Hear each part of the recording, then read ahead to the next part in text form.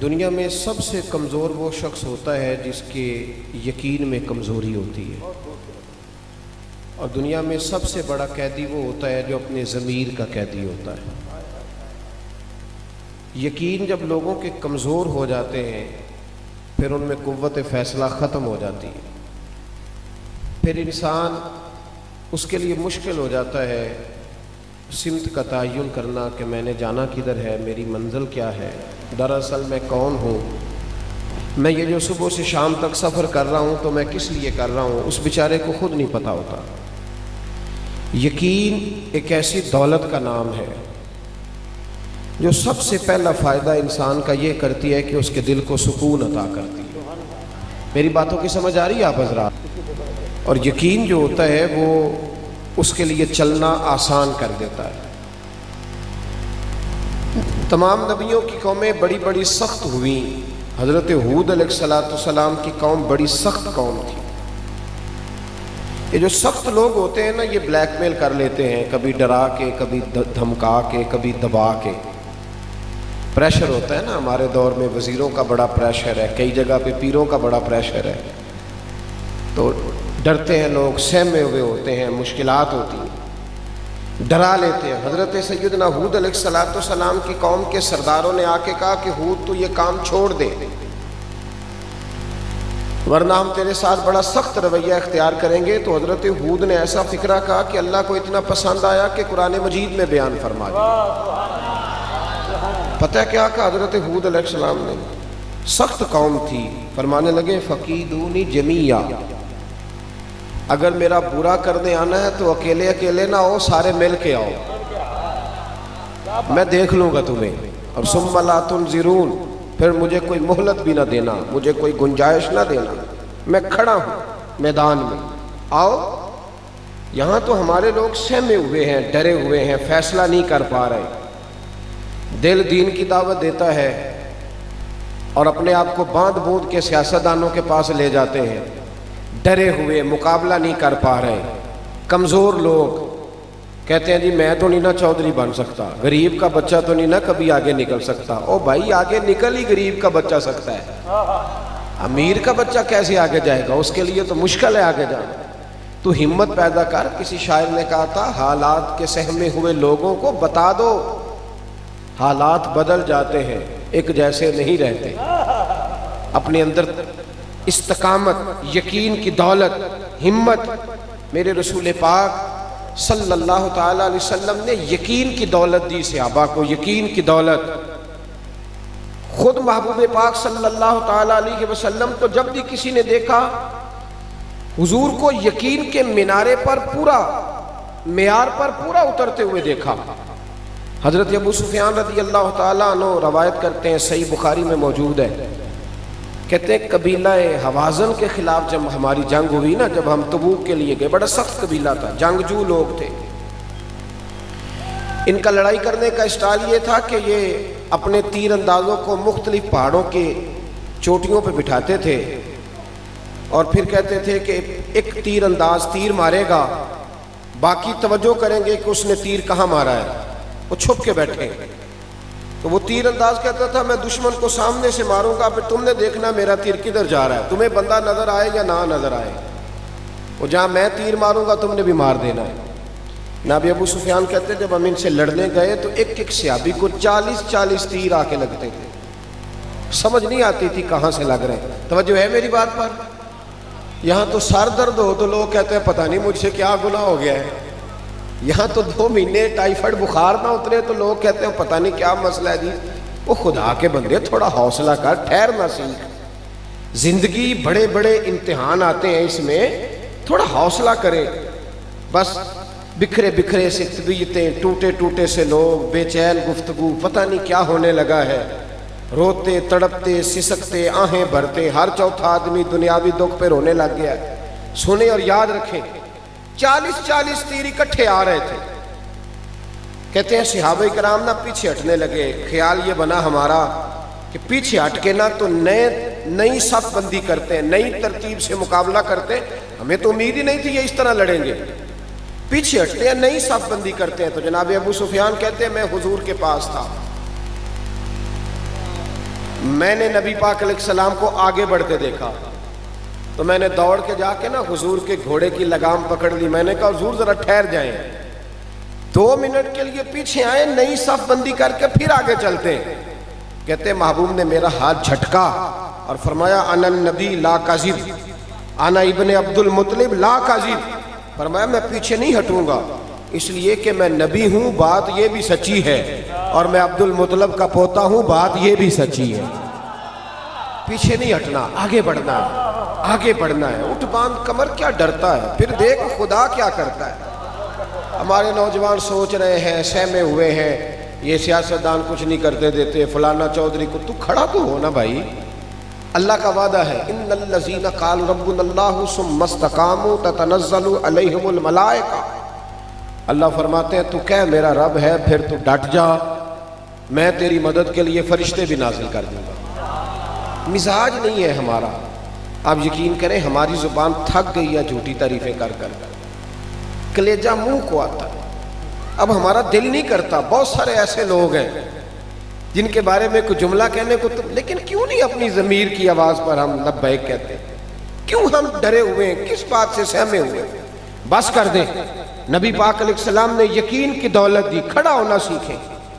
دیکھیں نا حضرت سلمان فارسی رضی اللہ تعالیٰ عنہ فرماتے ہیں ہم خندق کھود رہے تھے. نوجوان میری بات پہ توجہ کریں. یہ کہتے ہیں ابا پہلے مجھے دے 6 کروڑ پھر کاروبار شروع کروں گا. تو صفر سے شروع کر. اقبال کہتے ہیں اپنی دنیا آپ پیدا کر اگر زندوں میں ہے. اگر تو زندہ ہے تو اپنی دنیا, جو سہارا لے کے چلتے ہیں وہ کمزور ہوتے ہیں. اپنی دنیا آپ پیدا کر اگر زندوں میں ہے. سر آدم ہے, ضمیر کن فقہ ہے زندگی. یہاں تو لوگ سہارے ڈھونڈتے ہیں. یقین کی دولت پیدا کرے, ہمت پیدا کرے. حضرت سلمان فارسی رضی اللہ تعالیٰ عنہ فرماتے ہیں ہم خندق کھود رہے تھے تو چٹان سخت آ گئی, ہم سے ٹوٹتی نہیں تھی. سخت چٹان آ گئی. اب تو نازک مزاجی بڑی ہے نا جی, پیر صاحب کوئی کام نہیں کرتے, بلکہ پیروں کے بچوں کی تو اتنی تباہی اتر گئی ہے بیچارے پانی کا گلاس نہیں پی سکتے. تھوڑا سا وقت آگے گزر گیا تو مشین سے انہیں پانی پلانا پڑے گا. ڈھونڈتے پھرتے ہیں کوئی بندہ مل جائے تو پانی کا گلاس لا دیں. یہ ناکامی ہے. یہ سیٹھوں کے بچے, نوابوں کے بچے, امیروں کے بچے, یہ لوگ جائیدادیں بناتے ہیں, بچے نہیں بناتے. اگر بچوں کی تربیت کر دی جائے تو جائیدادیں بڑی بن جاتی ہیں. ہم بچوں کو سہولیات دے کے انہیں تباہ کر دیتے ہیں. نبی رحمت صلی اللہ علیہ وسلم کی بارگاہ میں عرض کی یا رسول اللہ چٹان نہیں ٹوٹتی. تو چاہیے تھا نا کہا جاتا رکانہ پہلوان کو بلا لو, وہ بھی کلمہ پڑھ گیا ہے. کہنا چاہیے تھا نا کہ علی المرتضیٰ میں بڑا زور بازو ہے, ان سے کہا جائے وہ توڑ دیں گے, وہ تو خیبر کا دروازہ توڑنے کی قوت رکھتے. لیکن یہ نہیں کہا. نبی پاک علیہ السلام کے صحابہ نے عرض کی حضور چٹان نہیں ٹوٹتی. اور حضور کے دست مبارک کے بارے میں قاضی ایاز علیہ رحمہ نے لکھا ہے کہ وہ برف سے زیادہ ٹھنڈا تھا, کستوری سے زیادہ خوشبو آتی تھی, اور فرماتے ہاتھ رکھتے تھے تو لگتا ہے میلا ہو گیا ہے. اتنے نازک ہاتھ. جب کہنا نہیں ٹوٹتی تو محبوب نے فرمایا پیچھے ہٹ جاؤ, میں تمہیں توڑ کے دیتا ہوں. فاضل بریلوی رحمت اللہ علیہ کا شعر دیکھیں کتنا کمال ہے. فرماتے ہیں جس کو بارے دو عالم کی پرواہ نہیں, دونوں عالم کا وزن بھی پڑ جائے تو حضور کے ہاتھوں کو پرواہ نہیں ہے. جس کو بارے دو عالم کی پرواہ نہیں, اس کے بازو کی قوت پہ لاکھوں سلام. حضور نے کدال پکڑی, ادھر دیکھنا میری طرف, کدال پکڑی, ہتھوڑا پکڑا, اوزار پکڑا. فرماتے ہیں صحابہ کہ غربت کا یہ حال تھا کہ ہم نے پیٹ پہ پتھر باندھے ہوئے تھے, کئی دنوں کی روٹی نہیں کھائی. مکے والے حملہ کر رہے ہیں, ہم دفاعی محاذ پر جنگ لڑ رہے ہیں. اور جب نبی پاک صلی اللہ تعالی علیہ وسلم نے پہلی ضرب لگائی نا چٹان کو, پہلی ضرب سرکار نے, توجہ ہے میری بات پر, ابھی مکہ فتح نہیں ہوا, ابھی مدینے میں دفاعی جنگ ہو رہی ہے, لیکن پہلی ضرب لگائی تو حضور کا حوصلہ دیکھیے. فرمایا اوتیت مفاتح الشام, فرمایا لو بھائی اللہ نے ملک شام کی کنجیاں مجھے عطا کر دی ہیں. ضرب لگ رہی ہے, ضرب. ہم بچوں کو کمزور حوصلہ دیتے ہیں, 12,000 مہینے کا کمال ہے, پھر تو کامیاب ہے. او خدا کے بندے اسے بڑی بات سکھا, بڑی بڑی باتیں اسے سکھا, تاکہ یہ دنیا کے اندر انقلاب برپا کرنے کے قابل ہو. ایک ضرب لگائی تو فرمایا لو بھائی شام کی کنجیاں آ گئیں. دوسری ضرب لگائی تو فرمایا لو اللہ ایران بھی تمہیں دے دے گا. تیسری ضرب لگائی تو فرمایا اللہ یمن بھی مسلمانوں کو عطا کر دے گا۔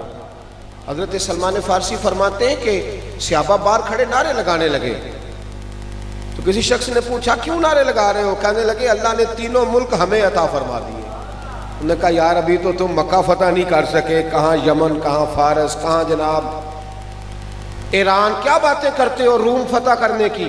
حضرت سلمان فارسی فرماتے ہیں کہ حضور کا وصال ظاہری ہو گیا، جناب ابو بکر کا وصال ہو گیا، لیکن ہماری امید نہیں ٹوٹی۔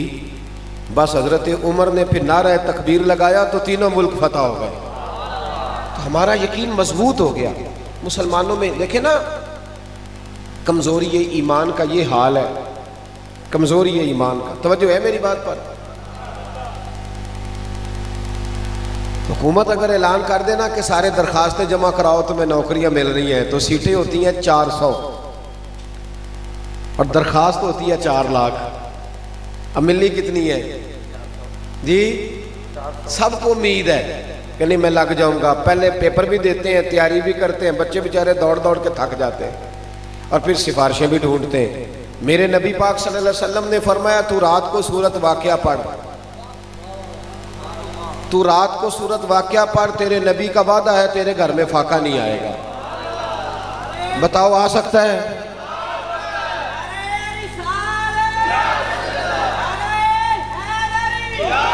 امام خازن نے اس حدیث کی شرح میں لکھا ہے، امام خازن کہتے ہیں کہ حضرت امیر المومنین سیدنا عثمان غنی رضی اللہ تعالیٰ عنہ کا زمانہ تھا، تو جناب عبداللہ ابن مسعود بیمار ہو گئے، شدید بیمار، ان کی بیٹیاں زیادہ تھیں، تو جناب عثمان غنی تیمارداری کرنے گئے گھر میں۔ توجہ ہے میری بات پر؟ تیمارداری کرنے گئے تو جا کے کہنے لگے حضرت عبداللہ ابن مسعود سے کہ آپ کی بیٹیاں زیادہ ہیں، بیٹا نہیں ہے، آپ بیمار شدید ہو گئے ہیں، اب پتہ نہیں کیا صورت ہوگی، تو میں چاہتا ہوں کہ میں خزانے میں سے ایک کثیر حصہ آپ کو دے دوں تاکہ آپ کی بچیوں کے معاملات بہتر ہو جائیں۔ تو جناب عبداللہ ابن مسعود پتہ کیا کہنے لگے؟ بیٹیوں کی فکر ہوتی ہے کہ نہیں ماں باپ کو؟ آخری دم تک لوگ جب وصیتیں کرتے ہیں تو پہلے بیٹی کے لیے کرتے ہیں، لیکن جناب عبداللہ ابن مسعود کہنے لگے حضرت عثمان غنی سے آپ بے فکر ہو کے جائیں، مجھے خزانے کی ضرورت نہیں، میں نے اپنی بیٹیوں کو خزانہ دے دیا ہے، میں نے اپنی بیٹیوں کو خزانہ کیا آکسفورڈ یونیورسٹی سے ایم فل کرا دیا ہے یا انہیں آکسفورڈ یونیورسٹی سے پی ایچ ڈی کی ڈگری دلا دی ہے، کیا خزانہ آ گیا؟ جناب عبداللہ ابن مسعود کہنے لگے میں نے اپنی بیٹیوں کو سورت واقعہ یاد کرا دی ہے، اور مصطفیٰ کریم کا وعدہ ہے کہ سورت واقعہ پڑھی جائے تو فاقہ نہیں آتا۔ فرمایا آپ بے فکر ہو کے جائیں، سورج اپنی جگہ چھوڑ سکتا ہے، چاند ٹوٹ سکتا ہے، پر میری بیٹیوں کو فاقہ نہیں آ سکتا۔ اپنے اندر یقین کی دولت پیدا کریں۔ ہم کمزور ہیں، کیوں؟ یقین بڑا کمزور ہے، طبیعتوں کے اندر بے قراری ہے، بے سکونی ہے، سہمے سہمے لوگ۔ اب تو ایک بیماری بڑی تیزی سے پھیل گئی ہے، وہ بیماری ہے ڈپریشن کی، ٹینشن کی، سارا کچھ ہونے کے باوجود لوگ پریشان ہیں، اس لیے یقین کی دولت ہی نہیں ہے، ایمان کی طاقت ہی نہیں ہے۔ حضرت ابو سلمہ رضی اللہ تعالی عنہ کی زوجہ حضرت ام سلمہ رضی اللہ تعالیٰ عنہ کہتی ہے میرے شوہر جب بھی مسجد سے کوئی چیز سن کے آتے تو مجھے آ کے سناتے۔ میری باتوں کی سمجھ تو آ رہی ہے نا آپ حضرات کو؟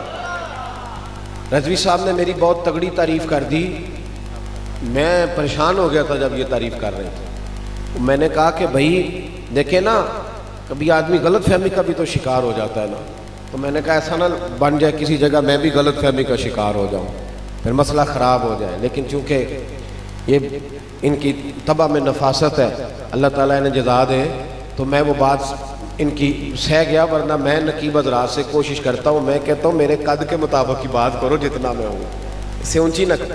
دیکھیں سنیں، یاد رکھیں میرے بھائی، حضرت ام سلمہ رضی اللہ تعالیٰ عنہ کہتی ہے میرے شوہر جو بھی بات مسجد سے سنتے نا مجھے آ کے سناتے۔ آپ بھی سناتے ہیں گھر جا کے؟ جی، موٹر سائیکل کی ٹکر ہو جائے تو وہ سناتے ہو جا کے، لیکن جمعہ پڑھ کے جا کے گھر بات سنایا کرو، اس سے گھر میں نور پیدا ہوگا۔ جب گھر میں حضور کی باتیں چھڑیں گی نا، نور پیدا ہوگا۔ کہتے ہیں وہ جو بھی بات سنتے گھر آ کے سناتے۔ ایک دن آئے تو کہنے لگے لو ام سلمہ میں کمال سن کے آیا ہوں، آج بات تمہیں بڑا فائدہ دے گی۔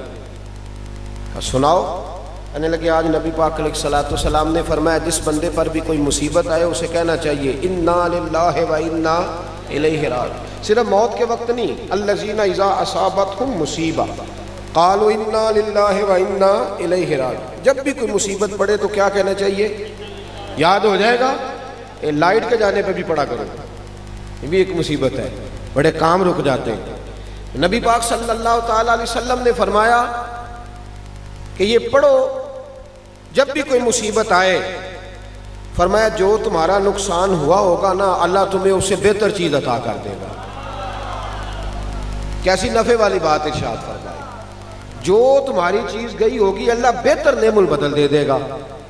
جناب ام سلمہ کہتی میں نے وظیفہ پکا لیا، مدینے میں مشہور تھا کہ جتنا اچھا شوہر میرا ہے کسی بی بی کا نہیں۔ فرماتی ہیں جب بھی کوئی مصیبت آتی میں یہ پڑھ لیتی، فرماتی ہیں لوگوں دیکھو میرا کیا حال ہوا، مجھ پر ایک مصیبت وہ آئی جس کا میں نے کبھی تصور بھی نہیں کیا تھا، میرے شوہر ہی انتقال کر گئے۔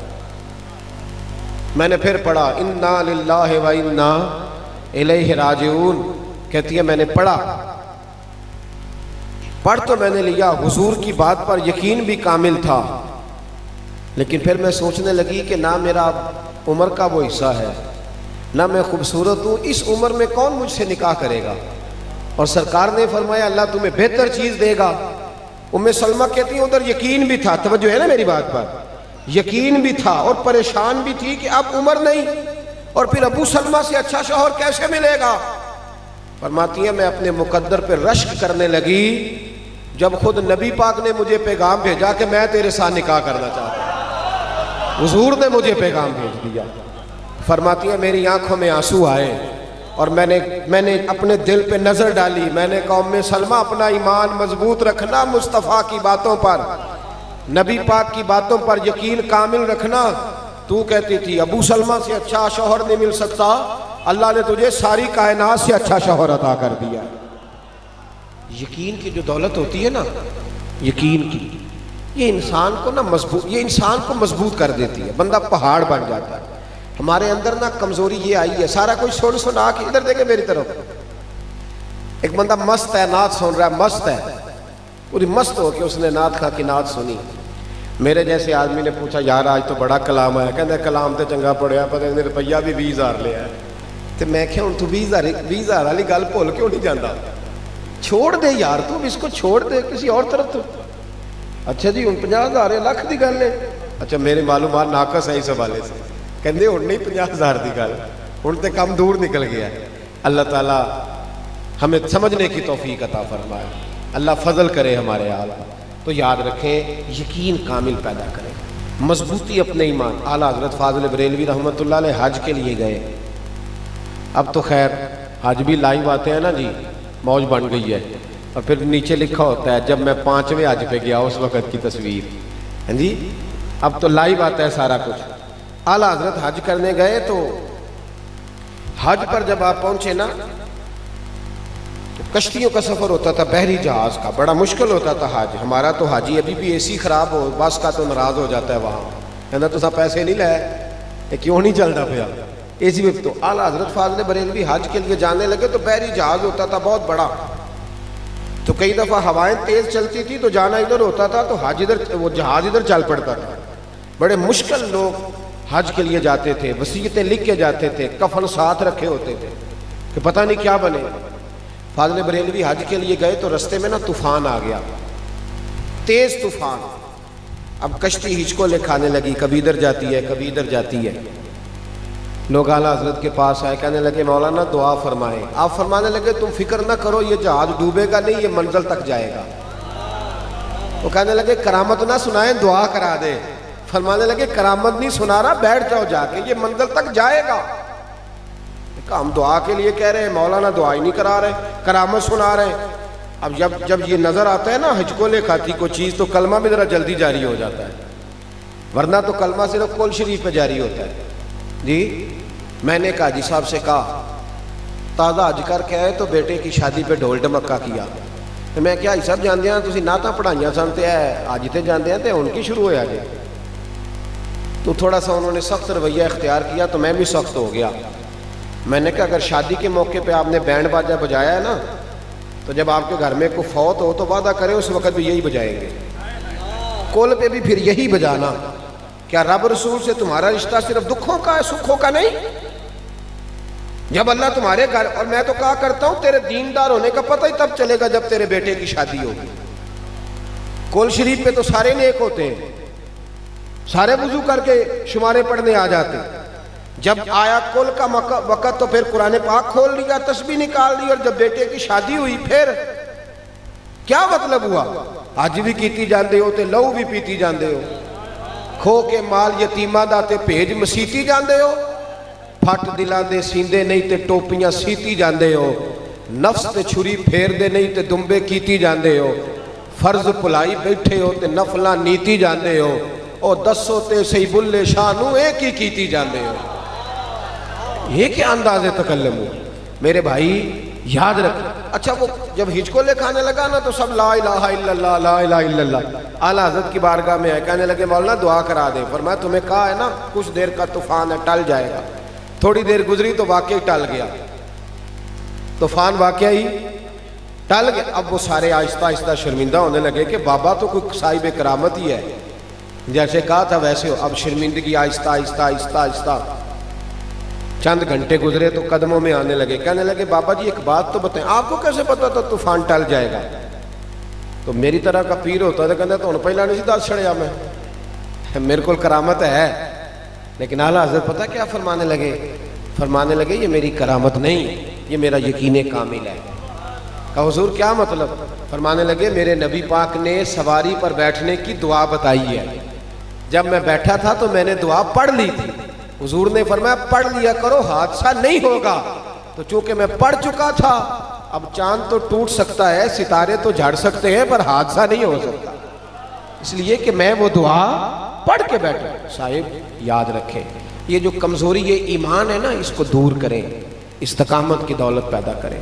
ہمارا سکون بھی مسجد میں، ہمارا اطمینان بھی نبی پاک کے قدموں میں۔ ایک بات مجھے سنانے کو کہا گیا، اب وہ بعض اوقات ایسے ہوتا ہے کہ باتیں دوستوں نے سنی، ذرا آنکھوں میں پڑتی ہیں، دوستوں نے سنی ہوتی ہے تو وہ کہہ دیتے ہیں۔ ایک بات میں عرض کر، حالانکہ یہ عنوان نہیں، بہرحال پھر بھی میں عرض کر دیتا ہوں، ایک بات میری یاد رکھنی ہے، آپ بہت سارے لوگ ماشاءاللہ تشریف لائے ہوئے ہیں، بہت سارے لوگ، اگر آپ لوگوں نے عشاء کی نماز نہیں نہ پڑھی تو پڑھ کے سوئیے گا، اور اگر آپ نے فجر بھی نہ پڑھی تو جو محفل نہیں نہ کراتے وہ ہمیں تانا دیں گے کہ تم بڑے عجیب لوگ ہو، تم نماز پڑھتے نہیں ہو اور محفلیں کراتے ہو۔ عشاء کی نماز پڑھ کے سوئیں، اور کم از کم صبح کی حد تک ایک دن تو ایسا ملے کہ آپ جس سے بولیں میٹھا ہی بولیں، تو تاکہ وہ بھی اگلی دفعہ محفل نعت پہ آ کے کہے نہیں یار یہ بندہ راتی محفل سن کے ہے، ساری دیہڑی تو صحیح لگی ہے نا۔ تو مہربانی کریں اپنی طبیعت یہاں سے کچھ لے کے جائیں، بڑا خرچہ کیا گیا، بڑا کچھ کیا گیا، تھوڑا بدلنے کی کوشش کریں۔ حضرت ابن جوزی علیہ رحمہ نے لکھا ہے، ایک بزرگ کہتے ہیں کہ مجھے نا مزدور کی ضرورت تھی، تو میں چلا گیا بغداد میں، چوک میں مزدور بیٹھے ہوتے تھے، مزدور بیچارے آج بھی چوکوں میں بیٹھے ہوئے، مزدور آج بھی، ہمیں کوئی ان کی یہ جس آدمی کے پاس کار آ جاتی ہے نا وہ ریڑھی والے کا مذاق اڑانے لگ جاتا ہے۔ میں ابھی آ رہا تھا، ایک ریڑھی والا اس نے سکریپ ریڑھی پہ رکھا ہوا تھا، تو میں نے بچوں سے کہا کہ اس کی طرف دیکھو، ادھر دیکھنا میری طرف۔ ابھی اس بیچارے کے سارا چہرہ بھی گریس سے سیاہی سے بھرا ہوا تھا، ہاتھ بھی پیر بھی۔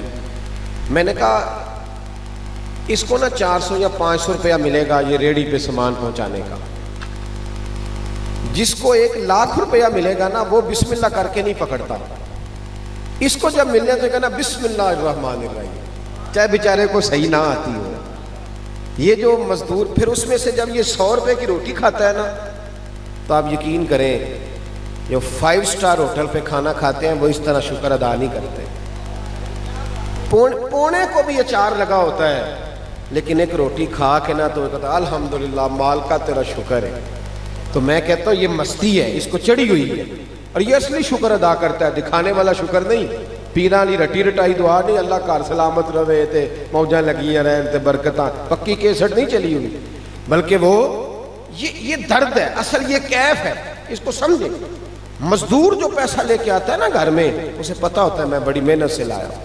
تو بابا جی کہتے ہیں میں مزدور لینے گیا تو مزدور بغداد کے چوک میں کونے پہ بیٹھے ہوئے تھے۔ ایک مزدور پہ میں نے نظر ڈالی تو وہ نوجوان تھا، چہرے پہ اس کے مجھے نورانیت نظر آئی۔ تو میں نے کہا بیٹے مزدوری کرو گے؟ اس نے کہا جی مزدوروں میں بیٹھا ہوں تو مزدوری کرنی ہے۔ میری بات کی سمجھ آ رہی ہے آپ حضرات کو؟ کہا جناب کروں گا۔ تو مزدور کہنے لگا جی میری 2-3 شرطیں ہیں۔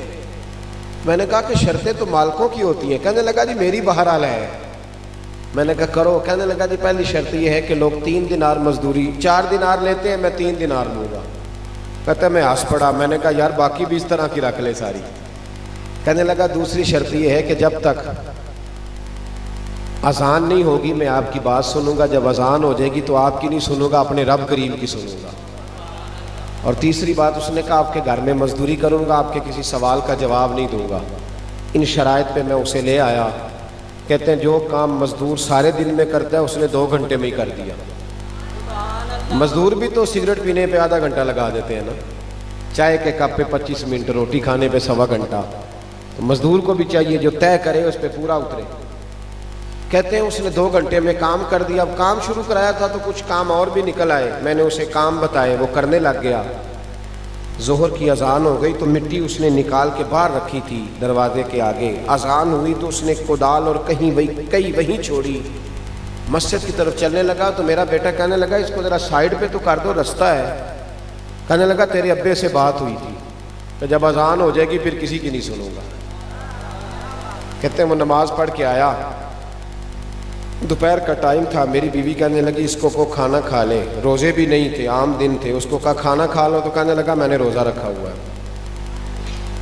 کہتے شام ہوئی، اس کو 3 دینار دیے، کام کچھ اور نکل آیا تھا۔ میں نے اس کو کہا کہ کل کہاں ملو گے؟ تو کہنے لگا آپ سیانے بیانے بندے ہیں، بتائیں کل تک زندہ رہیں گے؟ تو میں نے کہا کہ ملنا ہو تو کہنے لگا بس آج کا وعدہ تھا وہ میں نے پورا کر دیا، اسی کسے دے کچھ نہیں جے لگ دے تو نہ کوئی ساڈا درد ہی۔ اللہ والوں کی باتیں اللہ کے لشکروں میں سے لشکر ہوتی۔ کہتے ہیں وہ چلا گیا، میں اگلے دن لینے گیا تو مجھے مزدوروں نے بتایا کہ صرف ہفتے والے دن آتا ہے۔ وہ کہتے ہیں میرا پورے ہفتے کا خرچہ 3 دینار ہے، جب 3 دینار کما لیتا ہوں تو پھر پورا ہفتہ وہ کوئی کام نہیں کرتا، عبادت کرتا، مصطفیٰ پہ درود و سلام بھیجتا رہتا ہے۔ کہتے ہیں میں نے ہفتہ انتظار کیا، اگلے ہفتے انہی شرائط پہ پھر لایا، تیسرے ہفتے بھی لایا، چوتھے ہفتے بھی لایا، 5ویں ہفتے گیا تو ملاقات نہ ہوئی۔ پوچھا وہ کہاں ہے؟ لوگ کہنے لگے بیمار ہو گیا۔ گھر کہاں کا؟ قبرستان کے پیچھے کچی بستی میں۔ کہتے ہیں میں وہاں گیا، دروازے پہ دستک دی تو کہنے لگا حضور مجھے پتہ ہے آپ آئے ہیں، آ جائیے۔ تو میں اندر گیا تو تیز بخار تھا۔ تمہیں کیسے پتہ چلا میں آیا ہوں؟ کہنے لگا حضور غریب کا پتہ لینے کوئی اللہ والا ہی آئے گا، امیر امیروں کی خبر لیتے ہیں۔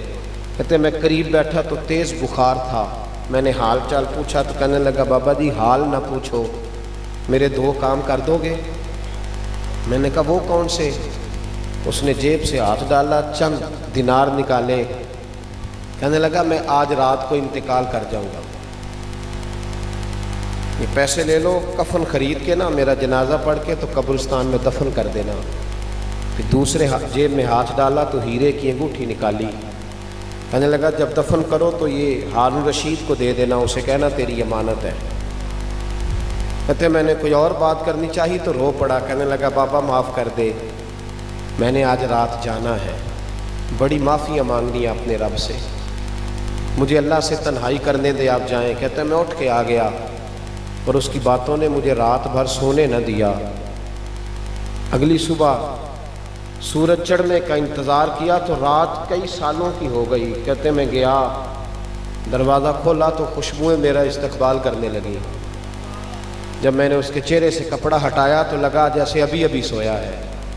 کہتے میں تو 2-3 آدمیوں کو لے گیا تھا جنازے کے لیے، پر مخلوق پتہ نہیں کدھر کدھر سے آئی۔ اکھاں جدوں میٹیاں زمانہ مینوں روے گا، اپنا تے اپنا بیگانہ مینوں روے گا، تے جدوں نہ میں دسیا میں خاراں نوں میں خانے وچ، جام ٹوٹ جان گے تے میں خانہ مینوں روے گا، کئی لک لک رون گے تے کئی بک بک رون گے، گلیاں دا یانا تے سیانا مینوں روے گا۔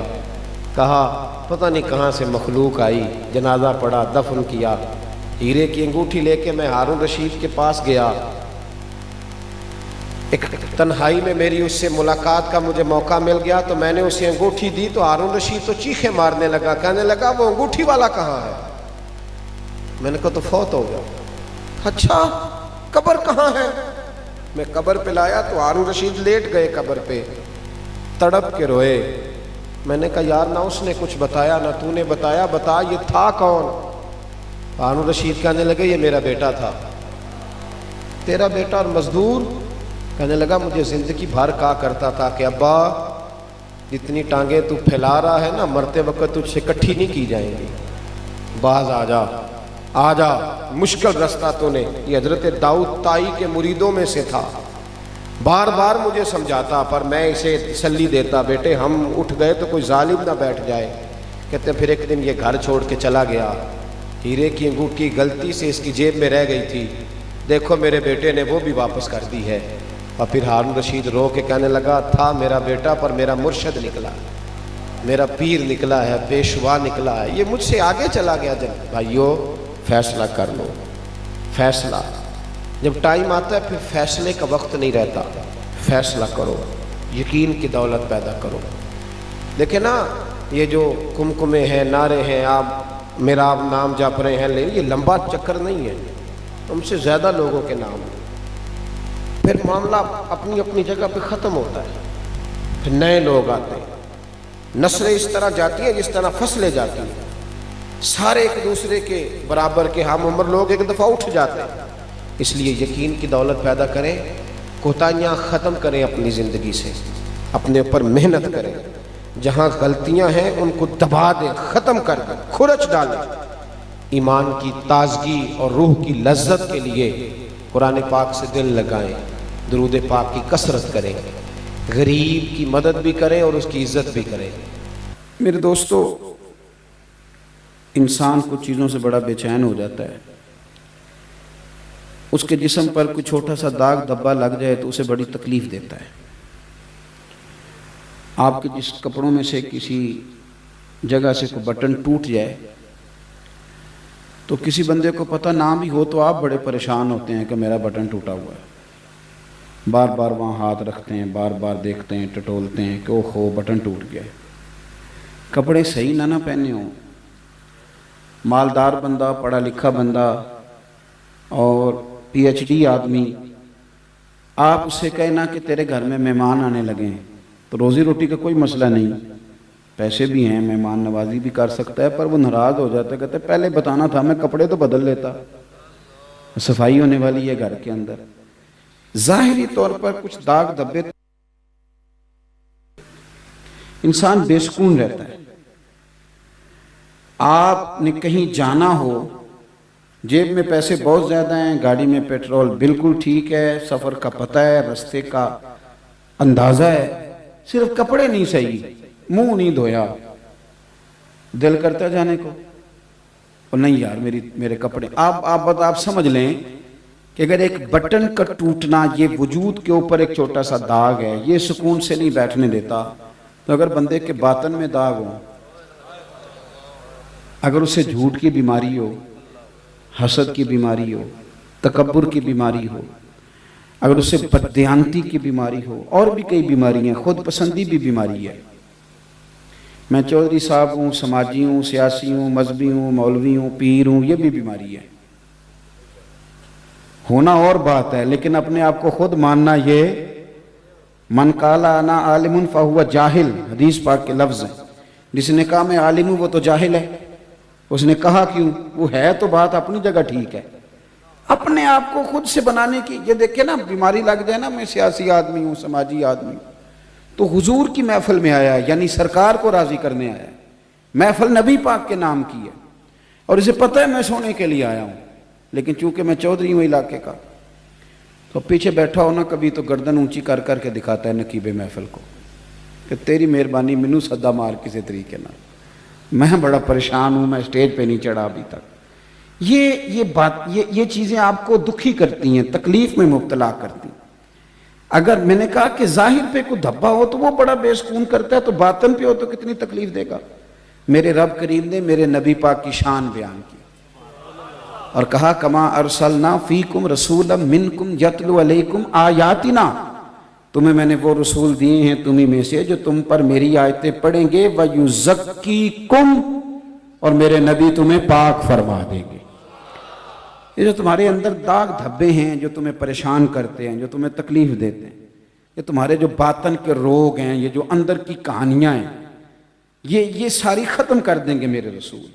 نبی پاک صلی اللہ تعالیٰ علیہ وسلم نے نا لوگوں کے اس مرض کا علاج کیا جو بندے کو سکون میں مبتلا کر دیتا ہے، جو اس بیماری کو نکال دیا جو بے چین کرتی ہے، سکون کی طرف سرکار نے سفر کرایا۔ دیکھو نبی پاک صلی اللہ تعالیٰ علیہ وآلہ وسلم نے، لوگوں کے اندر بڑا حسد ہوتا تھا، برادری ازم کا بڑا شور تھا، بڑے مسئلے تھے، اونچ نیچ، میں چھوٹا بڑا، ان ساری چیزوں کو میلاد والے محبوب نے ختم کیا۔ اور نبی پاک صلی اللہ علیہ وسلم نے فرمایا نہ کوئی گورا نہ کوئی کالا، نہ کوئی چودھری نہ کوئی کمی، نہ کوئی بڑا نہ کوئی چھوٹا۔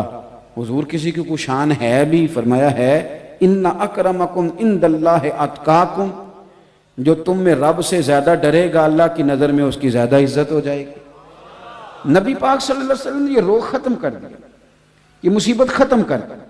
یہ جو بہت زیادہ بیماری ہے لوگوں کے اندر اس دور میں بھی تھی۔ آپ دیکھ لیں ابو جہل نے آ کے نبی پاک صلی اللہ علیہ وسلم کی بارگاہ میں یہ کہا تھا کہ ہمارا دل کرتا ہے آپ کے ساتھ بیٹھیں، لیکن یہاں بلال بیٹھا ہوتا ہے کالے رنگ کا حبشی غلام، دل کرتا ہے بیٹھے پر یہاں سلمان بیٹھا ہوتا ہے، دل کرتا ہے بیٹھے پر روم سے آیا ہوا سہیب بیٹھا ہوتا ہے، تو ان چھوٹے لوگوں کے ساتھ بیٹھے تو آپ ذرا ان کو ہٹائیں پھر ہم بیٹھیں گے۔ تو میرے کریم رسول نے فرمایا تم نے نہیں بیٹھنا تو نہ بیٹھو، بلال ادھر ہی بیٹھے گا، سہیب ادھر ہی بیٹھیں گے، عمار بن یاسر یہیں بیٹھیں گے۔ یہ چیز آپ کو، یہ جن لوگوں کو بیماری ہے نا، میں نا کچھ ایسے بیمار بھی میں نے اپنی زندگی میں دیکھے ہیں کہ ہاتھ کو درد کوئی بھی نہیں ہو رہا، اللہ کی فضل سے تندرست ہیں، پر گاڑی کا دروازہ ڈرائیور صاحب نے کھولنا ہے۔ یعنی یہ بیماری ہے، یہ نقص ہے، اس کو دور کرنا چاہیے۔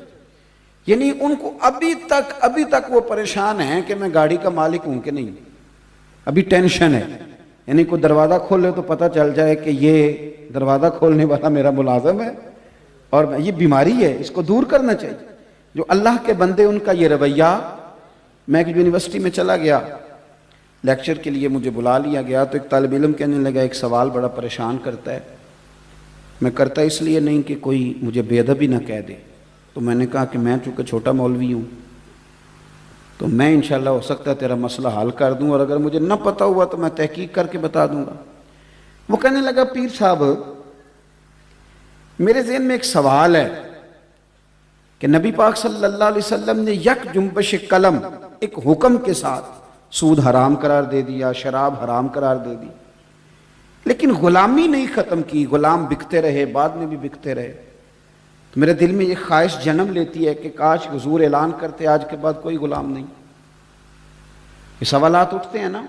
اور یہ جو ہمارے لبرل لوگ ہیں نا بیچارے، جو تنخواہ لیتے ہیں، کچھ اینکر پچھلی حکومت سے تنخواہ لیتے تھے، کچھ اس سے لیتے ہیں، اور کچھ تنخواہ لے رہے ہیں کہ اگر تم آ گئے تو پھر ہمارا کیا بناؤ گے، اس وعدے پہ کچھ کام کرتے ہیں۔ تو یہ بیچارے یہ بڑے کمزور سے لوگ ہیں، یہ کسی کے اشاروں پر بات کرنے والے، کلام کرنے والے۔ تو یہ اس طرح کی سوالات یہ پیدا کرتے ہیں، بچوں کے ذہنوں میں چھوڑتے ہیں۔ وہ مجھے کہنے لگا جناب یہ حضور اعلان کر دیتے آج کے بعد کوئی غلام نہیں۔ تو میں نے اسے کہا یار یہ تو سادہ سا سوال ہے، تو بلا وجہ ہی الجھ گیا ہے۔ تو بالکل سادہ ہے، اس میں تو پریشانی والی بات ہی کوئی نہیں۔ دیکھو کہ اگر ایک سیٹ کا نام ہی بدل دیا جائے، کسی نے کہا یہ میرا پی اے، اور کچھ عرصے کے بعد اس نے کہا یہ پی اے نہیں، آج کے بعد یہ میں نے سیٹ ہی بدل دیا، پی اے کوئی نہیں ہوگا، یہ مینیجر ہے،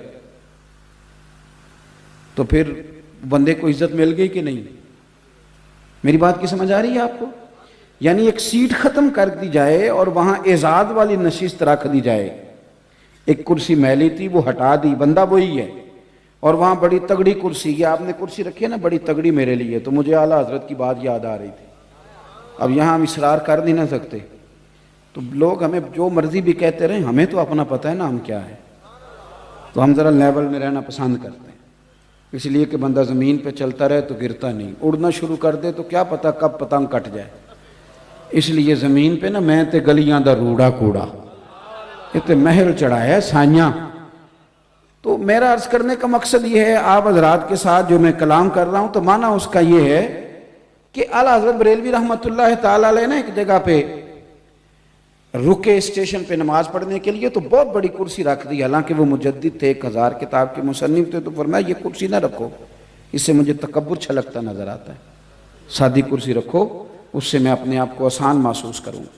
تو کرسی اگر اچھی کر دی جائے تو خود بخود نشست بدل جاتی ہے۔ میں نے کہا میرے بھائی، نبی پاک صلی اللہ علیہ وسلم نے نا غلامی کا نام ہی بدل دیا۔ آپ ابو داؤد شریف پڑھیں، نبی پاک نے نا غلامی کا نام بدل دیا۔ میری باتوں کی سمجھ آ رہی ہے؟ حضور نے فرمایا آج کے بعد یہ تمہارے غلام تمہارے بھائی ہیں، اور خالی بھائی کہہ کے نا تو سرکار آگے نہیں بڑھے، بلکہ حضور نے شرط لگائی، فرمایا یہ تمہارے بھائی ہیں، جس طرح کا خود کھانا اس طرح کا انہیں کھلانا، اور جس طرح کا خود پہننا اس طرح کا انہیں۔ میں مشکل بات کر رہا ہوں، مجھے پتہ ہے نہیں پہنایا جاتا۔ آج جو بڑے دعوے کرتے ہیں نا سوشل لائف کے، اور بڑے بڑے سیمیناروں میں جا کے لیکچر دیتے ہیں انسانی حقوق پر، وہ بھی یہ کام نہیں کر سکتے۔ لیکن میرے نبی پاک صلی اللہ علیہ وسلم نے فرمایا تمہارے غلام تمہارے بھائی ہیں، جو خود کھانا وہ انہیں کھلانا ہے، جو خود پہننا ہے وہ انہیں پہنانا ہے۔ اور حضور فرمانے لگے ان کی طاقت سے زیادہ انہیں کام نہ بتانا، اور اگر کبھی بتا بیٹھو تو پھر کام میں ان کی مدد بھی کرنا۔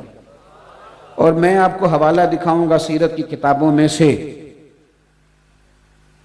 او سنو یارو، ہم نے نا سرکار کا میلاد منایا ہے، کبھی یہ مزہ بھی لے کے دیکھو۔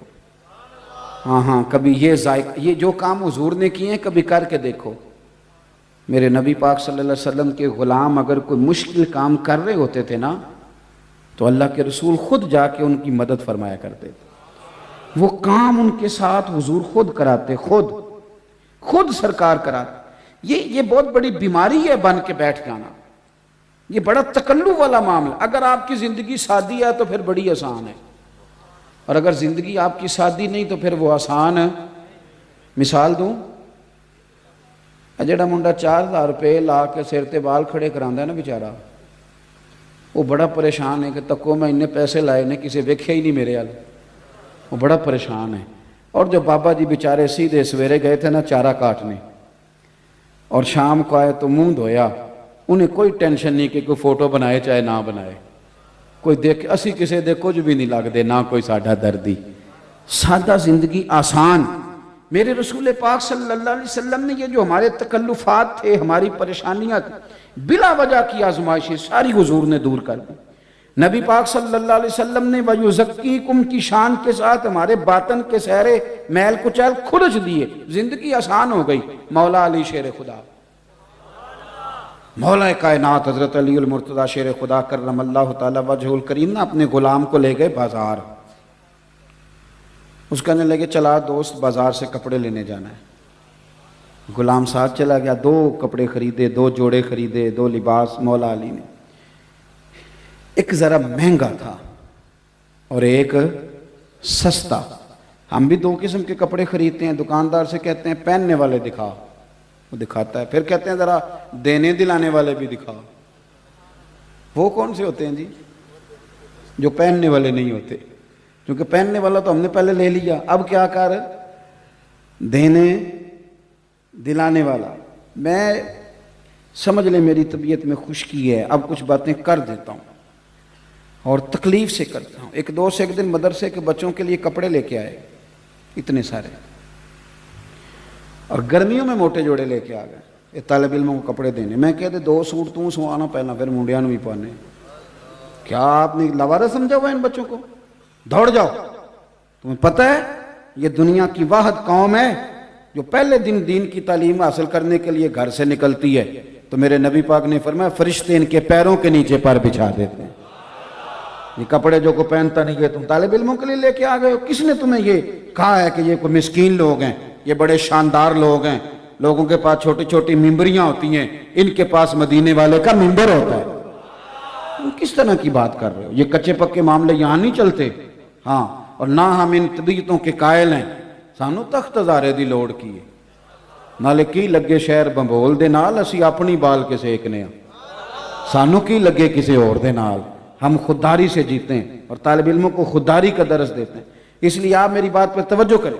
حضرت مولا علی شیر خدا رضی اللہ تعالیٰ نے بازار لے گئے غلام کو. 2 جوڑے لیے, ایک ذرا مہنگا تھا ایک سستا تھا. غلام کہتا ہے ڈیفینیٹ تھا کہ جو سستا ہے وہ میرا اور مہنگا آقا کا, لیکن تھیلا ایک ہی تھا. میں نے کپڑے اٹھائے, وہ چوک آ گیا جہاں سے مولا کائنات نے اپنے حجرہ نور میں جانا تھا اور میں نے اپنے گھر آنا تھا. تو حضرت علی فرمانے لگے پتر وہ میرا جوڑا مجھے دے دے. کہتے ہیں وہ میں نے مہنگا نکال کے دیا. تو حضرت علی فرمانے لگے یہ نہیں میرا, وہ حضور نے بتایا نا یہ تمہارے بھائی ہیں, تو وہ اس کا عملی فرمایا یہ نہیں میرا. پڑھیے امام غزالی نے اس کو لکھا ہے, فرمایا وہ میرا دوسرا وہ دو. تو غلام نے ایک وجہ بیان کی, کہنے لگا حضور نہیں آپ مہنگا پہنے آپ آقا ہیں, میں سستا پہنتا ہوں میں غلام ہوں. تو حضرت علی چونکہ عالم ہے نا, اب یہاں علماء بیٹھے ہیں, عالم جو ہوتا ہے وہ دلیل کے ساتھ بات کرتا ہے. ایسے نہیں کہ نہیں تو ادھر لا, ایسے نہیں, دلیل دی. اس نے ایک علت بیان کی, ایک وجہ بیان کی. کہنے لگا حضور میرے پاس سبب ہے, وہ سبب یہ ہے کہ آپ آقا ہیں اور میں غلام ہوں, لہذا آپ پہنیں گے مہنگا اور میں پہنوں گا سستا. تو حضرت علی فرمانے لگے وجہ ہی بیان کرنی ہے نا تو میرے والی کر لینا. کوئی وجہ ہی بنانی ہے نا مہنگے سستے کی, تو تو نے بھی ایک دلیل دیا تو ایک میں بھی دے دیتا ہوں. کہا حضور آپ کے پاس کیا دلیل ہے؟ تو حضرت علی فرمانے لگے مجھے دے سستا کیونکہ میں بوڑھا ہوں, اور تم پہن مہنگا اس لیے کہ تو جوان ہے. کہنے لگا حضور وجہ کیا ہے؟ فرمانے لگے وجہ مدینے والے کی تعلیم ہے, رسول اللہ صلی اللہ علیہ وسلم کا طریقہ. میرے بھائی یہ آپ کے باطن کو میلا کچیلا کر دیتی ہیں چیزیں, یہ حسد, یہ بغض, یہ عداوت. آپ کو پتہ ہے آج کل سب سے زیادہ پریشانی لوگوں کو کیا ہے, دل پریشان کیوں ہے؟ اس کی وجہ یہ ہے کہ قناعت نہیں. توجہ ہے میری بات پر؟ ادھر دیکھیں میں کیا عرض کر رہا ہوں. 2 جملے ہیں حدیث پاک میں, مسند امام احمد بن حنبل میں 2 جملے, ان کو یاد رکھنا. ایک صحابی نے پوچھا تھا حضور ذلت کیا ہے؟ فرمایا لالچ کرنا. عرض کی حضور عزت کیا ہے؟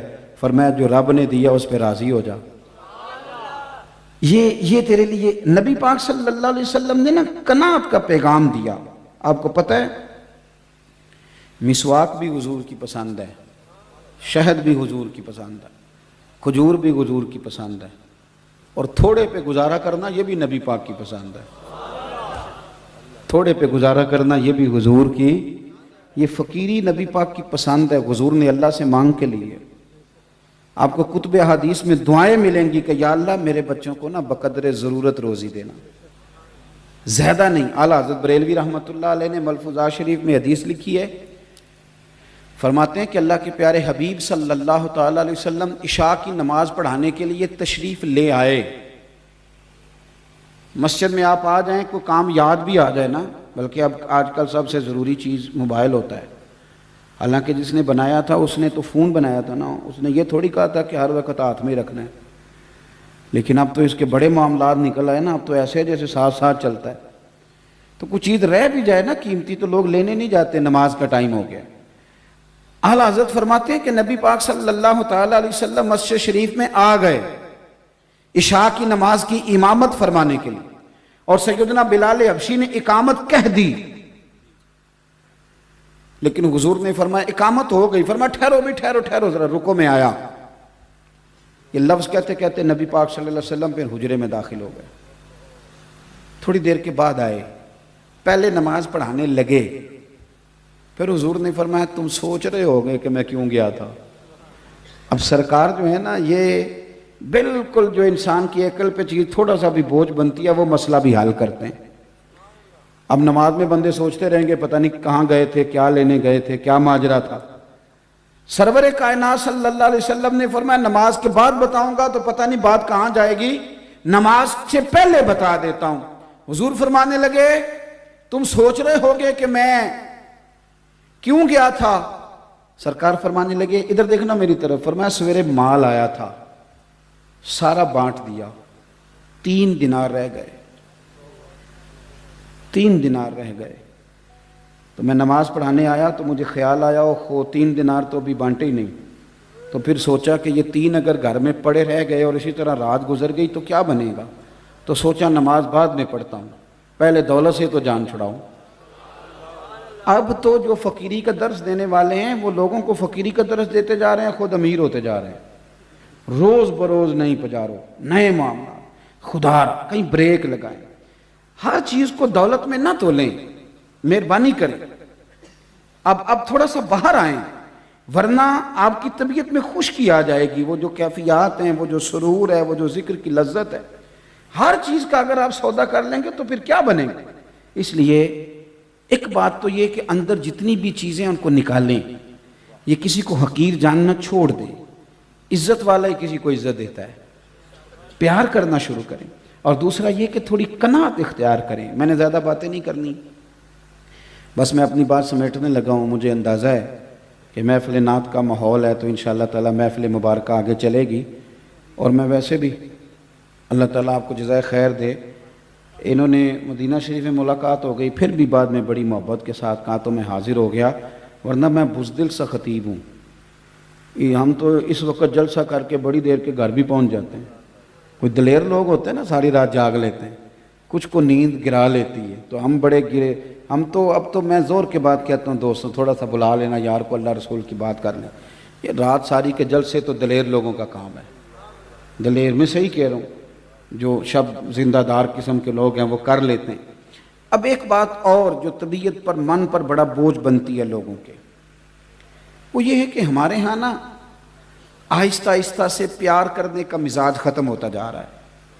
مختلف طبقات پر تنقید کرتے ہیں، اور آہستہ آہستہ ہر طبقہ بدنام ہو گیا۔ یعنی ایسا نہیں ہے کہ آپ پولیس والوں کا نام لیں تو لوگ کہیں گے یہ بڑا بدنام طبقہ ہے، جو لوگ علماء سے دور ہیں ان کے سامنے کسی مولوی کا بھی نام لیں تو اللہ معاف فرمائے ان کا اللہ بولا جب گڑبڑ ہے۔ یعنی کوئی طبقہ، پٹواری کی بڑی عزت ہے ہمارے معاشرے میں، تحصیلدار کی، ٹیچر کی، ہم نے کچھ شاید چھوڑی نہیں، کسی جگہ بھی کوئی بھی وقار قائم نہیں رہا۔ اس کا نقصان پتہ کیا ہوتا ہے؟ جب بندہ غیبتیں کرتا ہی رہتا ہے تو اسے یوں لگتا ہے کہ جیسے سارا زمانہ خوفناک لوگوں سے بھرا ہوا ہے، کوئی اپنا نہیں، کوئی مخلص نہیں، کوئی پیارا نہیں۔ میں ملک سے باہر تھا تو ایک صاحب مجھے کہنے لگے پاکستان کا بڑا برا حال ہے، سیاستدان چور ہیں، تاجر دھوکہ کرتے ہیں، مولوی لڑتے ہیں، پیر لٹیرے ہیں معاذ اللہ۔ تو میں نے اسے کہا کہ آپ کو باہر بیٹھ کے ساری باتوں کا کیسے پتہ ہے؟ آپ وہاں آئیں، اللہ کے فضل سے ایسا کوئی معاملہ نہیں ہے۔ کس نے آپ کو کہا ہے؟ یہ کس نے آپ سے بات کر دی اس طرح کی؟ اللہ کا فضل ہے، لوگ اچھے برے ہیں، لیکن ہمارا اس قوم سے تعلق ہے کہ کل ابھی زلزلہ اور سیلاب آیا تھا تو جس بیٹی بیچاری نے سلائی مشین پہ بیٹھ کے سارا جہیز بنایا تھا اس نے بھی زلزلے والوں کو دے دیا تھا۔ آج کسی ایک بزرگ کو خون کی بوتل کی ضرورت پڑتی ہے، 14 جوان چوک میں کھڑے ہوتے ہیں، یہ قوم آپ کو بری نظر آتی ہے؟ اب رمضان شریف میں مسجدیں تھوڑی ہوتی ہیں، حافظ زیادہ ہوتے ہیں، تو علماء محنت کر رہے ہیں تو دین کا پیغام آگے جا رہا ہے نا۔ یہ سبق پڑھا رہے ہیں تو حافظ تیار ہو رہے ہیں۔ ہر مسجد میں جمعہ ہوتا ہے تو کسی نے علم پڑھایا تو کوئی آگے جمعے کے بیان کر رہا ہے نا۔ کس طرح کی آپ بات کرتے ہیں؟ یہ کمزوریاں ہم نے پیدا کی۔ میں اللہ کے فضل سے تنہائی میں بھی نعت خوانوں کی مخالفت نہیں کرتا، میں کسی وائس کی مخالفت نہیں کرتا۔ اس کی وجہ یہ ہے کہ میں ایک بندہ ہوں، میں یہاں تقریر کر رہا ہوں، لیکن محفل تو اس وقت میرپور میں بھی ہو رہی ہوگی، گجرات میں بھی ہو رہی ہوگی، لاہور میں بھی ہو رہی ہوگی، تو جب میری اوقات اللہ نے اتنی بنائی ہے کہ میں صرف یہاں بات کر سکتا ہوں تو پھر مجھے چاہیے نا جو لاہور ذکر رسول کر رہا ہے میں اس کو بھی مان ہی جاؤں۔ یہ تھوڑا نکلیں آپ ان چیزوں سے، آپ تھوڑا سا زندگی کو مثبت بنائیں۔ میرے رسول پاک صلی اللہ علیہ وسلم نا لوگوں کو عزت دیتے، لوگوں سے پیار کرتے، ہر طبقات کے لیے حضور نے عظمت بیان کی، ہر طبقے کے لیے عالم کے فضائل بیان کیے، حافظ کے فضائل بیان کیے، حاجی کے فضائل بیان کیے۔ نبی پاک صلی اللہ علیہ وسلم کی نعت پڑھنے والے کو میرے نبی نے چادر عطا فرمائی، میرے رسول پاک نے قاضی کے فضائل بیان کیے، عدل کرنے والے بادشاہ کے فضائل بیان کیے، جو بیٹی پالے اس کے فضائل بیان کیے۔ رسول کائنات صلی اللہ تعالیٰ علیہ وسلم نے فرمایا رستے سے روڑا ہٹانے والے کو بھی میرا رب جنت عطا فرما دے گا۔ رسول پاک صلی اللہ علیہ وسلم نے محنت کر کے، مزدوری کر کے، کوشش کر کے پیسہ کمانے والے کو اللہ کا دوست کہا۔ حضور نے تاجر کے بارے میں کہا، تاجر کے بارے میں ترمذی کی حدیث ہے، فرمایا تو سچ بول کے تجارت کرنا، اللہ سچے تاجر کو قیامت کے دن نبیوں کے ساتھ جگہ عطا فرمائے گا۔ کون سا ایسا طبقہ ہے جس کی حضور نے، اور یار کچھ نہیں، ایک مومن ہے، داڑھی سفید ہے، کچھ نہیں، مومن ہے اور داڑھی، خالی مومن ہے، نہ حافظ ہے، نہ مولوی ہے، نہ مفتی ہے، نہ قاری ہے، نہ نعت، کچھ نہیں، مومن ہے، داڑھی سفید ہے۔ میرے نبی پاک نے فرمایا یہ میرا مومن سفید داڑھی لے کے جب قبر میں جائے گا ترا فرشتوں سے فرمائے گا اسے عذاب نہ دینا، میرے نبی کی سنت وہ بھی سفید رنگ کی، مجھے حیا آتی ہے اسے عذاب دیتے ہوئے۔ حضور نے تو ہر طبقے کو عزت دی، ہر طبقے کے حصے میں حضور نے عزت لکھی۔ عورتوں نے آ کے عرض کیا تھا یا رسول اللہ صلی اللہ علیہ وسلم، مرد ساری فضیلتیں لے گئے، قاضی بھی مرد بنے، مجاہد بھی مرد بنے، غازی بھی مرد بنے، ہم تو پیچھے رہ گئیں۔ تو نبی پاک صلی اللہ تعالیٰ علیہ وسلم نے فرمایا تمہیں پتہ ہے کہ جب تم حاملہ ہوتی ہو تمہارے پیٹ میں بچہ ہوتا ہے تو کریم محبوب فرماتے ہیں جتنا تلوار لے کے میدان میں جہاد کرنے والے کو اجر ملتا ہے اتنا ان دنوں میں بی بی کو اجر دیا جاتا ہے، اور اگر اسی حالت میں بچے کے ولادت کے وقت وہ انتقال کر گئی تو اللہ کے رسول فرماتے ہیں رب اسے شہیدوں کے ساتھ کھڑا فرمائے گا۔ ہر طبقے کو میرے نبی پاک نے اکرام دیا۔ ہم نہ اپنی عزت سمجھتے ہیں اور نہ کبھی سامنے والے کا اکرام کرتے ہیں۔ اگر سب سے پہلے تو ہمیں خود سمجھنا چاہیے، خود اپنے آپ کو خوش قسمت سمجھیں، آپ جہاں بھی بیٹھیں، جو فضائل سرکار نے ہمارے لیے بیان کیے انہیں کھولیں، اور شکر کا رویہ پھر طبیعتوں سے تلخی جاتی ہے۔ جب آپ راضی رہنے، ہمارے ہاں نا کوئی بندہ آتا ہے وہ ہمیں تلخ کر کے چلا جاتا ہے، یہ ہماری مذہبی سٹیج پہ بھی یہ کام ہوتا ہے، پہلا باری میری ہے تو پھر باری میری ہے، تو اس سے بھی بڑی پریشانی ہے۔ محفل کرانے والا بیچارہ اس طرح ہوتا ہے کہ جس طرح کڑکی میں پھنسا ہوا بندہ ہے، پتہ نہیں کب نکلے گا، کب اس کی جان چھوٹے گی، بڑا خوف۔ یہ مذہبی محافل میں ہوتا ہے، میں ہم کو صحیح بتا رہا ہوں۔ یہی حال باقی جگہوں پہ میں نے دیکھا ہے۔ اور میں ایک دن جا رہا تھا گاڑی میں تو ایک آدمی نا غلط کراس کر گیا، تو اب وہ گاڑی بڑی مشکل سے ڈرائیور نے سنبھالی تو اسے غصہ چڑھ گیا، بچے کو، گاڑی چلانے والے کو، وہ تلخ کر گیا ماحول۔ دو چار باتیں اب ہوئیں تو میں نے دیکھا اس کا موڈ خراب ہو گیا ہے۔ میں نے آخیا میں کہ پتر اس تے جو کرنا سی وہ کر گیا، تو نساں تے سفر کرنا ہے کہ نہیں؟ نبی پاک صلی اللہ علیہ وسلم نے ہمیں کیا سبق دیا؟ حضور نے ہمیں معاف کرنے کا سبق دیا، اور اس طرح معاف کرنا کہ بات ہوئی ہی نہیں، ہمیں پتہ ہی کوئی نہیں، اسی کسے دے کچھ بھی نہیں لگتے، اور ضرورت ہی کوئی نہیں۔ اتنا لمبا رٹا، اتنی لمبی کہانی، اتنی انا کا بت۔ مشکاہ شریف پڑھیے، ایک صحابی دوڑے دوڑے آئے، انہوں نے کہا یا رسول اللہ معاذ اللہ ثم معاذ اللہ، نقل کفر، کفر نہ باشد۔ کفار نے بیٹھ کے سوچا ہے کہ جو لفظ محمد ہے نا صلی اللہ علیہ، اس کا معنی الذی یحمد حمدن بعد حمد، جس کی بار بار تعریف کی جائے اسے محمد کہتے ہیں۔ انہوں نے سوچا ہے کہ یار ہم بڑے بیوقوف لوگ ہیں، محمد بھی کہتے ہیں، اور محمد کا تو معنی ہی تعریف ہے، اور محمد بھی کہتے ہیں اور تنقید بھی کرتے ہیں، یعنی جو محمد ہو اس پر تنقید نہیں ہو سکتی۔ نہیں سمجھ آئی آپ کو میری بات؟ جو محمد ہو اس پر تنقید، کیونکہ محمد کا معنی ہی ہے تعریف کیا ہوا۔ تو کہنے لگے ہم بڑے بیوقوف ہیں، چونکہ اہل زبان تھے، فصیح و بلیغ لوگ تھے، معاذ اللہ ثم معاذ اللہ، نقل کفر، کفر نہ باشد۔ انہوں نے کہا کہ آج کے بعد ہم مزمم کہیں گے، یہ لفظ کہہ کہ انہوں نے برا بھلا کہنا شروع۔ ایک صحابی دوڑے آئے اور بڑی ان کی طبیعت کے اندر پریشانی کا، یا رسول اللہ میں ان کی گردن اڑا دوں گا۔ حضور نے فرمایا کیا ہوا؟ حضور مجھے اجازت دیں ٹکڑے ٹکڑے کر دوں۔ او ہوا کیا ہے؟ عرض کی حضور وہ آپ کو مزمم کہہ کے گالیاں دے رہے ہیں، کیا انداز ہے کریم رسول کا۔ حضور فرمانے لگے یشتمیون مزممم ویلعنون مزممم وانا محمد صلی اللہ علیہ وسلم۔ فرمایا وہ کسی مزمم کو گالیاں دے رہے ہیں، پتہ نہیں کس مزمم کو برا کہہ رہے ہیں، میں کوئی مزمم ہوں؟ مجھے تو میرے رب نے محمد بنا کے بھیجا ہے۔ اب ہر بندے کو منہ لگاتا پھریں گے، ہر ایک کو دیکھیں گے تو نے کیا کہہ دیا، تو نے دیکھ کے ہنس پڑا، تو نے مجھے سلام۔ یہ چھوڑیں، یہ بڑے لوگ اس طرح کی باتیں وہ نہیں کرتے، وہ کہتے ہیں جا اپنا کام کر۔ اور میرے پاس ایک دن ایک بچہ نا، ہمارے یہاں چونکہ آج کل سب سے زیادہ کام بحث کا ہوتا ہے، وہ بیچارے اتنی ساری کتابیں لے کے آ گیا، یہ میرے جواب دیں، یہ مجھے جواب دیں، یہ مجھے جواب دیں۔ تو میرے حضرت صاحب نے مجھے ایک وظیفہ بتایا، میں اپنا سبق پڑھ رہا تھا، وہ تو پسینوں پسینی ہو گیا بیچارہ حوالے دیتا دیتا. میں نے بچے سے کہا اسے پانی پلاؤ یار. پانی شانی پلایا تو ساری باتیں کہہ کے کہنے لگا جی کوئی جواب بھی دیں. میں کہ پتر جا کسے بڑے نو کل جا کے, اب تجھے جواب دیں گے پھر تیرا کو بڑا آ جائے گا. ہر آدمی اس قابل نہیں ہے. یہاں لوگ لے آتے ہیں کلپ اٹھا کے کہتے ہیں یہ بندہ یہ بات کر رہا ہے اس کا جواب دیں. تو میں نے کہا ہمارا سٹیٹس نہیں ہے ہر ایک آدمی کو منہ لگائیں گے. ہم تو سمجھتے ہیں کہ دشمن بھی کچھ سیانا ہونا چاہیے. ایسے تو نہیں نا کہ جو مرضی اٹھ کے کہے میں تیرا دشمن ہوں تو ہم اس کے ساتھ دشمنی کریں گے. یہ کوئی بات ہے؟ جہاں اپنا کام کر جا کے. اس طرح بھی کبھی ہوتا ہے. حضرت عمر بن عبدالعزیز رحمۃ اللہ علیہ گلی سے گزر رہے تھے, لکڑی کے جوتے پہنے ہوئے تھے. ایک بابا جی گلی میں سو رہے, وقت کا بادشاہ گزر رہا, تو آپ کا پیر بابا جی کے پیر پہ آ گیا. تو یہ اچانک اس طرح کا معاملہ ہو تو ایک مثال ہے, ایک لفظ لوگ بولتے ہیں, کہتے ہیں اندھے ہو. یہی کہتے ہیں نا جی, ٹکر لگ جائے نا گاڑی کو تو پہلا لفظ پتہ کیا ہوتا ہے؟ اندھے ہو. جملہ استفہامیہ. تو جلدی سے بابا جی سوئے ہوئے تھے تو پورے اٹھے بھی نہیں, آنکھیں کھول کے دیکھا بھی نہیں کہ سامنے بادشاہ ہے. کھڑاؤں پہنے تھے لکڑی کے جوتے. کہنے لگے آپ اندھے ہیں؟ تو حضرت عمر بن عبدالعزیز مسکرا کے, آپ ہنس پڑے مسئلہ ہی سارا حل ہو جاتا ہے. مسکرا کے فرمانے لگے نہیں بابا جی مجھے نظر آتا ہے. اس چائے سے کیتلی اکثر زیادہ ہی گرم ہوتی ہے. تو وہ جو ساتھ تھے نا سپاہی, انہوں نے تلواریں نکال لی. کہنے لگے حضرت جی ہم اس کی گردن اڑائیں گے. آپ نے فرمایا تمہیں کیا ہوا؟ کہنے لگے اس نے آپ کو اندھا کہا ہے.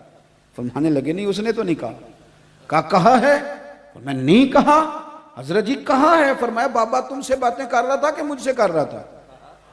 کہا حضور آپ سے کر رہا تھا. تو فرمانے لگے بیوقوفو, اس نے تو صرف ایک سوال پوچھا ہے. اس نے کہا کہ آپ اندھے تو نہیں. تو میں نے کہہ دیا نہیں مجھے نظر آتا ہے. اس میں جھگڑے والی کون سی بات ہے؟ اور میاں جتن تے ہر کوئی کھیڑے. یہ تے سارے بندے جتن نکلے دنیا تے, کوئی ہے جو ہار دے نکلا ہے؟ درویش کہتے ہیں جتن تے ہر کوئی کھیڑے. اوے تو ہارن کھیڑ فقیرا, اوے جتن دا مل کوڈی پیندائی, ہارن دا مل ہیرا. تو اس لیے یہ بوجھ ہیں آپ کی طبیعت میں. یہ جو ہمارے گھروں میں بیویاں نکلی ہوئی ہیں جیتنے کے لیے, ساس نے بھی جیتنا ہے اور بہو نے بھی ہارنا. اس منڈے پہ جڑا وچکار ہے بیچارہ, انہیں ہار جانا بیچارے نے. آج بھی ہار گیا اور وہ کوئی کام نہیں بیچارہ کر پاتا. میں صحیح بتاتا ہوں, نہ بیچارہ دفتر میں دل لگتا ہے نہ کوئی ڈیوٹی. لڑائی جب گھر میں ہوگی, گھر میں جسے سکون نہیں تو تو یہ تھوڑا سا نا ان چیزوں سے نکلیں. یہ طبیعتوں کا بوجھ ہیں. میرے اللہ تعالیٰ نے فرمایا کہ میں نے تمہیں وہ نبی دیے ہیں یتلو علیکم آیاتنا ویزکیکم, میری آیتیں پڑھتے جائیں گے اور تمہارے دل صاف کرتے جائیں گے. اس میلاد شریف پہ سب سے ضروری کام یہ ہے کہ ہم نے اپنے دل صاف کرنے, مہربانی فرما, اور ہر بندے سے صاف کریں. اجتنبوا کثیرا من الظن ان بعض الظن اثم, بدگمانیوں سے بچیں. اچھے چیزوں کا اچھا ترجمہ کریں. کوئی بات آپ کے سامنے ہو تو مثبت پہلو اس کا قبول کریں. آپ نے خیر کے نظریے کے ساتھ آگے بڑھنا ہے. میں تو اب چونکہ میں بڑا سخت مخالف ہوں یہ جو تقریروں کی بندر بانٹ ہوتی ہے, نعتیں بکتی بکاتی ہیں, میں بڑا, آپ کو پتہ ہے میں بڑی تنقید کرتا ہوں. لیکن میرا ایک نظریہ اور بھی ہے. ایک نعت ایک دفعہ نعت پڑھ رہے تھے مرحوم اعظم چشتی کا کلام, تو مجھے بڑا مزہ آیا, بڑا سرور آیا. کوئی بندہ رو رہا ہو تو کئی دفعہ اسے دیکھ کے بھی بندہ رو ہی پڑتا ہے, اس کی کیفیت اثر. تو میرے بھی آنسو آ گئے. تو میں نے ساتھ والے سے کہا آج بڑا مزہ ہے. کہندہ انہیں 40,000 لے آج. تو میں نے کہا تو 10 منٹ ٹھہر جاتا ذرا, مجھے مزہ تو لے لینے دیتا. اور پھر میں مثبت پہلو, ہنسنے کے لیے نہیں, مثبت پہلو عرض کر رہا ہوں. میں نے اسے کہا یار پہلے دیتے ہو پھر کہانیاں سناتے ہو, یا تو دیا نہ کرو, یا پھر بعد میں کہانیاں نہ سن. یہ دینے والے بدنامی کرتے ہیں. بعد کیوں آپ ان چیزوں کا بازار لگاتے ہیں جو چیزیں انمول ہیں, اور کیوں بیچنے والے یہ بیچتے بکتے بکاتے ہیں, یہ کو بیچنے والی چیزیں. اور پھر میں نے کہا آج میری بات سنو, جتنا اس بندے نے مجھے مزہ دیا ہے نا اور حضور کی طرف میری توجہ کرائی ہے, 40 تھوڑا ہے, اسے 80 ملنا چاہیے. تو آپ چیزوں کا پلس پوائنٹ بھی تو لینا. ہر جگہ اگر آپ نقصی بیان کریں گے تو پھر تو آپ تھک جائیں گے. اور میں آپ کو بڑی ذمہ داری سے کہتا ہوں, بات ختم کرنے لگا ہوں, نبی پاک نہ کم بولنا پسند کرتے تھے, پتہ ہے آپ کو. فرمایا جو چپ رہا نجات پا گیا. اب تو میں نے دیکھا ہے کہانیاں سنا کے نا بندے 3 موبائل رکھیں, کسی کو کوئی کہانی سنا رہے ہیں, کسی کو شام کو لگتا ہے یہ بندہ نارمل نہیں تھوڑا پاگل ہے, وہ گھر میں بھی کوئی کہانی سنا رہا ہوتا ہے.